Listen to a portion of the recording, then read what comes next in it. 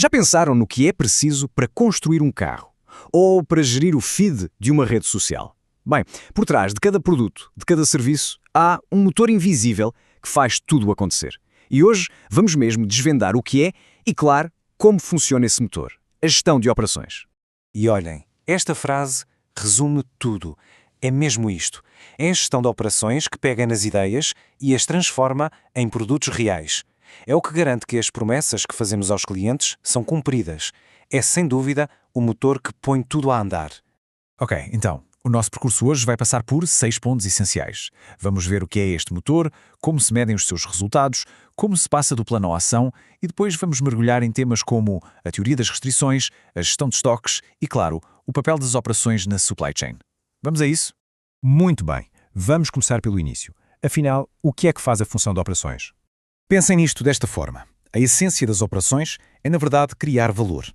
Pega-se em recursos, os chamados inputs, como pessoas, materiais, informação, e através de um processo de transformação criam-se bens e serviços, os outputs, que no fundo é o que os clientes querem. É literalmente o que eu dizia. É um motor que transforma o potencial em algo real, em algo palpável. Agora, o que é fascinante é olhar para isto. Uma fábrica e um hospital. Parecem mundos completamente à parte, não é? Mas a verdade é que a lógica de gestão é surpreendentemente parecida.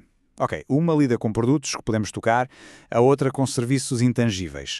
Mas, no fundo, ambas têm de planear, controlar, gerir fornecedores e, o mais importante de tudo, focar-se em satisfazer o cliente. A base, os princípios, são exatamente os mesmos. Ok, se as operações são um motor, como é que sabemos se está a funcionar bem? Precisamos de um painel de instrumentos, certo? É aí que entram os objetivos de desempenho. A pergunta é esta, e a Trucial? Como é que se mede o sucesso? Parece simples, não é?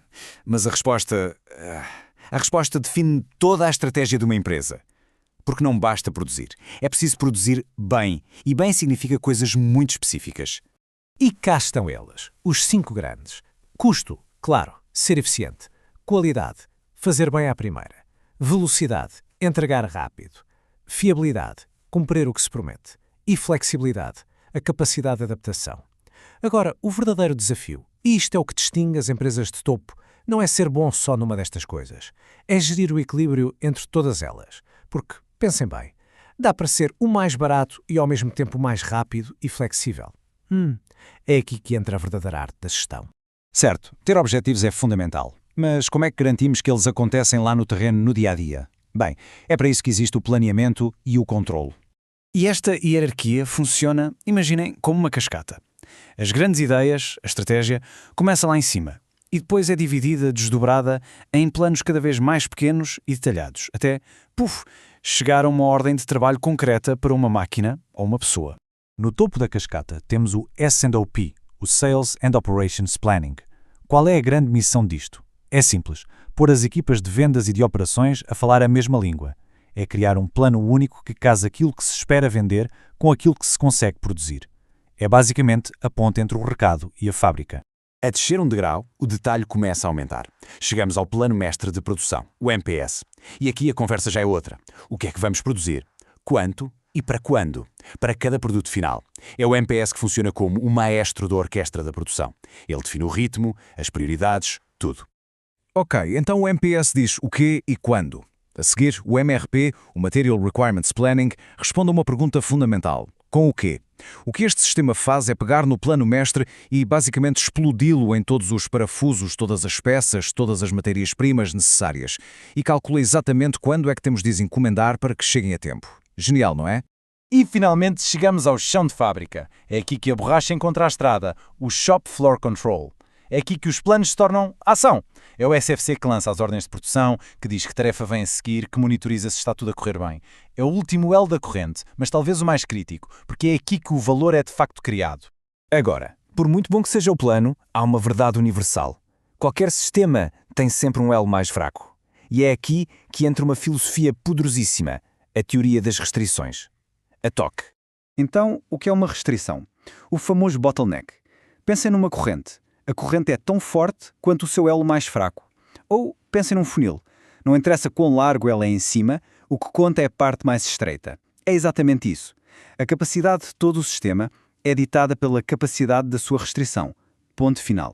Então, como é que se gera isto? A TOC dá-nos uma receita.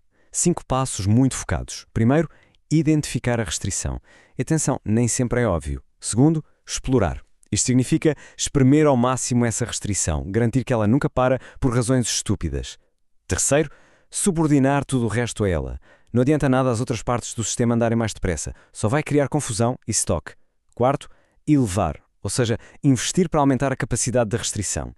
E o quinto, que é fundamental, voltar ao passo in. Porque quando se resolve uma restrição, outra vai aparecer noutro sítio. É um ciclo de melhoria contínua. E para pôr isto em prática, a TEC tem uma ferramenta com um nome curioso: Drum Buffer Rope. O drum, o tambor, é o ritmo. Quem marca o ritmo? A restrição, claro. Ela é que dita a velocidade de toda a fábrica. O buffer é um estoque de proteção, uma almofada, que se põe mesmo antes da restrição. Para quê? Para garantir que ela nunca, mas nunca, fica sem trabalho. E a rope, a corda. A corda amarra o início do processo ao ritmo do tambor, garantindo que só se liberta novo material quando o sistema precisa. Brilhante. E agora, um dos maiores quebra-cabeças da gestão, os stocks. É um dilema constante, não é? Se temos estoque a mais, é dinheiro parado. Se temos a menos, arriscamos a parar a produção ou a falhar uma entrega a um cliente. É um equilíbrio muito, muito delicado. E aqui vemos basicamente o confronto de duas filosofias. De um lado, o MRP tradicional, um sistema push. O que é que ele faz? Produz com base em previsões e empurra para o mercado. O problema é que as previsões muitas vezes falham. Do outro lado, uma abordagem mais moderna, o DDMRP, que é um sistema pull. Ele só reage àquilo que o cliente realmente comprou. Só repõe o que foi consumido. O resultado é um sistema muito mais ágil, muito mais adaptado ao mundo volátil de hoje. Até agora falamos muito do que acontece dentro da empresa. Mas temos de alargar a nossa visão, porque nenhuma empresa é uma ilha. As operações são só uma peça de um puzzle muito maior. A supply chain, a cadeia de abastecimento. E na supply chain existe um fenómeno muito perigoso. O efeito chicote, ou bullwhip effect. Imaginem, uma pequena mudança nas vendas de um iogurte no supermercado. Parece pouco, não é? Mas essa pequena onda, à medida que sobe na cadeia, do distribuidor para a fábrica, para o fornecedor de leite, vai-se amplificando e transforma-se num tsunami de encomendas e cancelamentos. E porquê? Falta de comunicação, falta de visibilidade, e isto gera custos brutais para todos. E assim, fechamos o círculo. Resumindo, quais são os grandes pilares? Vimos as operações como um motor do negócio. Falamos dos 5 objetivos que temos de equilibrar. Vimos a cascata do planeamento e controlo, mergulhamos na teoria das restrições e na importância de gerir o elo mais fraco. Discutimos o eterno dilema dos estoques e, finalmente, vimos como tudo isto se integra na supply chain. Estes são, sem dúvida, os pilares. Claro que dominar estes pilares é uma jornada. E para quem quer mesmo aprofundar, formações como o MBA em Gestão de Operações da Celsius Services podem ser o caminho. Mas para terminar, deixo uma pergunta para levarem convosco. Uma reflexão que podem fazer já hoje. Pensem no vosso sistema, no vosso trabalho, na vossa equipa. Qual é a vossa maior restrição? A sério, qual é a única coisa que, se fosse melhorada, teria o maior impacto em tudo o resto? Encontrar essa resposta pode ser o início de tudo.